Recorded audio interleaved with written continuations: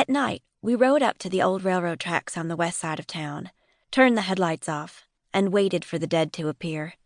My cousin Nikki and I had seen the phantom lights of the old passenger trains maybe, just once when we were kids and sneaking out. But it was, and I believed this even at 12, likely a trick of the light, our eyes bleary and tired. And still, whenever we went cruising, this was the place we ended up, staring into the dark, wishing to be scared. "Annie, why did we come out here?" Nikki said, her blonde curls making a funny halo around her wide, sharp-boned face. "Something besides doing donuts in the Walmart parking lot?" I squinted my eyes, but the only speck of light was from a cell tower past the interstate, miles ahead and outside of town. "You see anything?"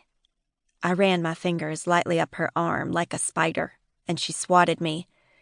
"God, we're so lame," she said, and tugged on the tight-fitting halter top she'd decided to wear. Without checking the mirror, I knew I'd already smudged my new liquid eyeliner.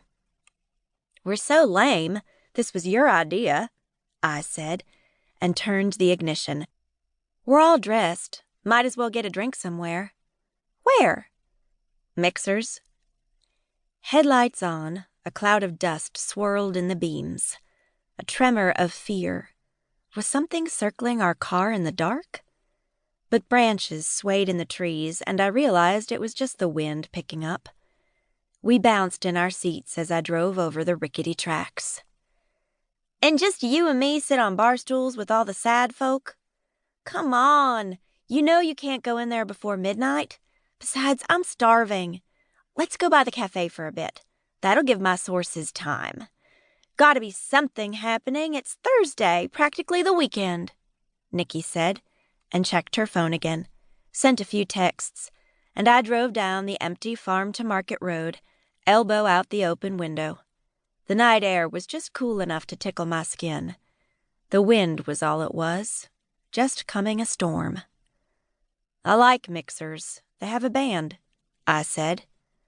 I knew it was lame, but old dives like those had no pretenses of being anything but dives. I was burned on college bars and frat boys.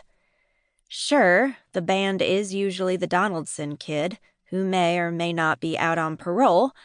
"Hey, you sure you want to eat at the cafe? There's usually snacks at the bar."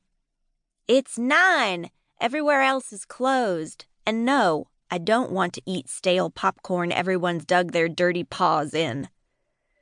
"Fair enough," I said, and turned right toward town.